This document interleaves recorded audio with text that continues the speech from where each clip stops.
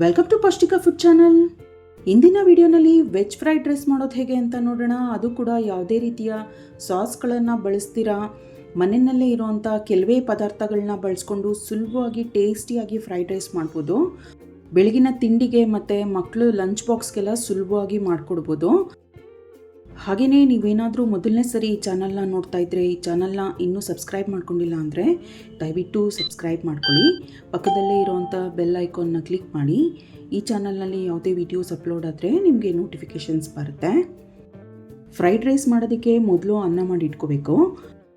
1 ಗ್ಲಾಸಷ್ಟು ಬಾಸುಮತಿ ಅಕ್ಕಿ ಅಥವಾ ಸುಮಾರು 300 ಗ್ರಾಮಷ್ಟು ಬಾಸುಮತಿ ಅಕ್ಕಿನಲ್ಲಿ ಈ ರೀತಿ ಬಿಡಿ ಬಿಡಿಯಾಗಿ ಅನ್ನ ಮಾಡಿಟ್ಕೊಂಡಿದ್ದೀನಿ. ಈ ರೀತಿ ಅಗಲವಾದಂಥ ಒಂದು ಪರಾತಾಗಿ ಹಾಕ್ಬಿಟ್ಟು ಸ್ವಲ್ಪ ಹರಡ್ಬಿಟ್ಟಿಡಬೇಕು. ಬಿಡಿ ಬಿಡಿಯಾಗಿರುತ್ತೆ ಅವಾಗ ಅನ್ನ. ಸಿಂಪಲ್ಲಾಗಿ ಒಂದು ಮಸಾಲೆನ ರುಬ್ಬಿ ರೆಡಿ ಮಾಡ್ಕೊಳ್ಳೋಣ. ಮಿಕ್ಸಿ ಜಾರ್ಗೆ 2 ಒಣಮೆಣಸಿನ್ಕಾಯಿನ ಸೇರಿಸ್ತಾ ಇದ್ದೀನಿ. ಸಣ್ಣ ಪೀಸಷ್ಟು ಶುಂಠಿ ಹಾಕೋಣ. 4 ಎಸಳು ಬೆಳ್ಳುಳ್ಳಿ ಸೇರಿಸ್ತಾ ಇದ್ದೀನಿ. 1 ಹಸಿಮೆಣಸಿನ್ಕಾಯಿ ಕೂಡ ಹಾಕೋಣ. ಮೀಡಿಯಮ್ ಸೈಜ್ನ 1 ಟೊಮೆಟೊನ ರಫ್ ಆಗಿ ಕಟ್ ಮಾಡಿಬಿಟ್ಟು ಸೇರಿಸ್ತಾ ಇದ್ದೀನಿ.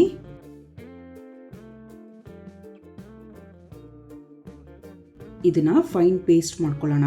ಬೇಕಿದ್ರೆ ಒಂದು ಸ್ವಲ್ಪ ನೀರು ಕೂಡ ಸೇರಿಸ್ಕೋಬೋದು. ನೋಡಿ ರುಬ್ಬಿದ್ದಾಗಿದೆ. ಒಂದು ಕಡಾಯಿಗೆ ಸುಮಾರು 2 ಟೇಬಲ್ ಸ್ಪೂನಷ್ಟು ಎಣ್ಣೆನ ಸೇರಿಸ್ತಾ ಇದ್ದೀನಿ. ಎಣ್ಣೆ ಬಿಸಿಯಾದ ನಂತರ ನಾವು ರುಬ್ಬಿದಂಥ ಮಸಾಲೆನ ಸೇರಿಸ್ಬಿಟ್ಟು ಚೆನ್ನಾಗಿ ಬಾಡಿಸ್ಬೇಕು. ಮಸಾಲೆ ಹಸಿ ವಾಸನೆ ಎಲ್ಲ ಹೋಗ್ಬಿಟ್ಟು ಸ್ವಲ್ಪ ಗಟ್ಟಿಯಾಗಿ ಎಣ್ಣೆ ಬಿಡೋದಕ್ಕೆ ಶುರು ಆಗುತ್ತೆ. ಆ ಹಂತ ಬರೋವರೆಗೂ ಚೆನ್ನಾಗಿ ಬಾಡಿಸ್ಬೇಕು. ಅರ್ಧ ಚಮಚ ಸಕ್ಕರೆನ ಸೇರಿಸ್ತಾ ಇದ್ದೀನಿ. ಹಾಗೆಯೇ 1/4 ಚಮಚ ಉಪ್ಪು ಕೂಡ ಹಾಕೋಣ. ಈ ರೀತಿ ಕೈ ಆಡಿಸ್ತಾ ಮಸಾಲೆನ ಚೆನ್ನಾಗಿ ಬಾಡಿಸ್ಬೇಕು.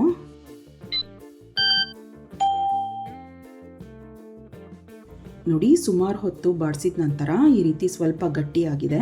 ಇನ್ನೊಂದು ಚೂರು ಆಗಬೇಕು. ಸೈಡಲ್ಲೆಲ್ಲ ಎಣ್ಣೆ ಬಿಡೋದಕ್ಕೆ ಶುರು ಆಗಿದೆ.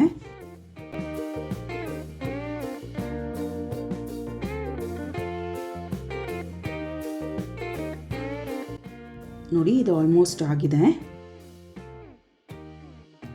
ಸ್ಟವ್ ಆಫ್ ಮಾಡಿಬಿಡೋಣ. ಇದನ್ನು ಇನ್ನೊಂದು ಕಪ್ಗೆ ತೆಕ್ಕೊಳ್ಳೋಣ.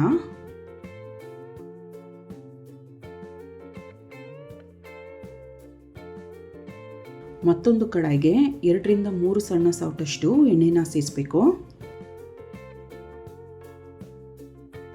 ಎಣ್ಣೆ ಸ್ವಲ್ಪ ಬಿಸಿಯಾದ ನಂತರ ಸಣ್ಣಗೆ ಹೆಚ್ಚಿರೋ ಅಂಥ ಅಥವಾ ತುರಿದಿರೋ ಅಂಥ ಬೆಳ್ಳುಳ್ಳಿ 1 ಟೀ ಸ್ಪೂನ್ ಹಾಗೆ ಶುಂಠಿ 1 ಟೀ ಸ್ಪೂನ್ ಸೇರಿಸ್ತಾ ಇದ್ದೀನಿ.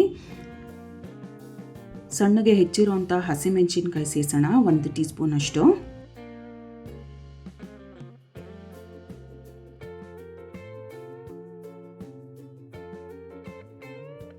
ಸಣ್ಣಗೆ ಹೆಚ್ಚಿರೋ ಅಂಥ ಈರುಳ್ಳಿ ಸೇರಿಸೋಣ. ಅರ್ಧ ಕಪ್ಪಷ್ಟಿದೆ.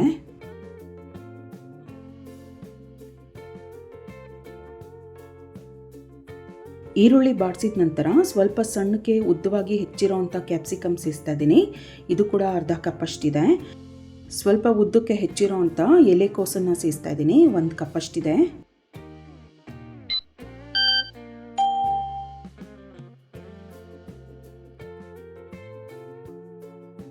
ಸಣ್ಣಗೆ ಹೆಚ್ಚಿರೋ ಅಂಥ ಬೀನ್ಸ್ ಸೇರಿಸೋಣ. ಅರ್ಧ ಕಪ್ಪಷ್ಟಿದೆ.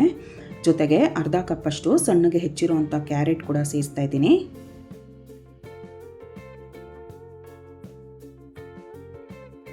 ತರಕಾರಿಗಳಿಗೆ ಬೇಕಾಗುವಷ್ಟು ಉಪ್ಪನ್ನು ಸೇರಿಸ್ತಾ ಇದ್ದೀನಿ.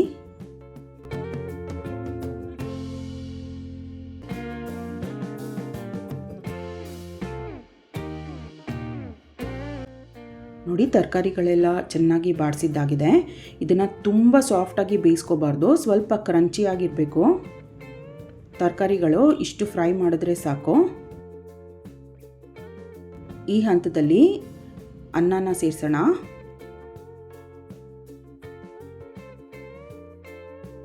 ಹಾಗೆಯೇ ಆವಾಗಲೇ ಮಸಾಲೆ ಸಿದ್ಧ ಮಾಡ್ಕೊಂಡಿದ್ವಲ್ಲ ಅದನ್ನು ಸೇರಿಸೋಣ. ರುಚಿಗೆ ತಕ್ಕಷ್ಟು ಉಪ್ಪು ಸೇರಿಸ್ತಾ ಇದ್ದೀನಿ. ತರಕಾರಿ ಬೇಯುವಾಗ ಕೂಡ ಸ್ವಲ್ಪ ಉಪ್ಪು ಸೇರಿಸಿತ್ತು. ಅರ್ಧ ಟೀ ಸ್ಪೂನ್ ಕಾಳು ಮೆಣಸಿನ ಪುಡಿ ಕೂಡ ಸೇರಿಸೋಣ. ಇದೆಲ್ಲ ಚೆನ್ನಾಗಿ ಮಿಕ್ಸ್ ಮಾಡಬೇಕು. ನಿಮಗೆ ಅನ್ನ ತಳ ಹಿಡಿತಾ ಇದೆ ಅಂತ ಅನಿಸಿದ್ರೆ ಫ್ಲೇಮ್ನ ಲೋ ಮಾಡಿಬಿಟ್ಟು ಚೆನ್ನಾಗಿ ಮಿಕ್ಸ್ ಮಾಡಬೇಕು. ನೋಡಿ ಚೆನ್ನಾಗಿ ಮಿಕ್ಸ್ ಮಾಡಿದ್ದಾಗಿದೆ. ರೈಸ್ ಇಷ್ಟು ಬಿಡಿ ಬಿಡಿಯಾಗಿದೆ.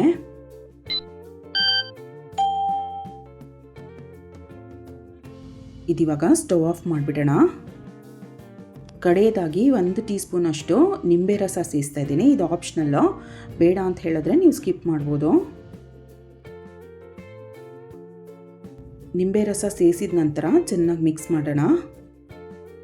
ನೋಡಿ, ರುಚಿಯಾದಂಥ ಯಾವುದೇ ರೀತಿಯ ಸಾಸ್ಗಳು ಬಳಸ್ತೀರಾ ಮಾಡಿರೋ ಅಂಥ ವೆಜ್ ಫ್ರೈಡ್ ರೈಸ್ ಸಿದ್ಧವಾಗಿದೆ. ಬಾಸುಮತಿ ಅಕ್ಕಿ ಅಲ್ದಿರ ನೀವು ನಿಮ್ಮ ಮನೆಯಲ್ಲಿ ಯಾವ ಅಕ್ಕಿ ಬಳಸ್ತೀರಾ ಆ ಅಕ್ಕಿನಲ್ಲಿ ಅನ್ನ ಮಾಡಿನೇ ಮಾಡ್ಕೋಬೋದು, ಅಥವಾ ಉಳಿದಿರೋ ಅಂಥ ಅನ್ನದಲ್ಲೂ ಕೂಡ ಮಾಡ್ಬೋದು.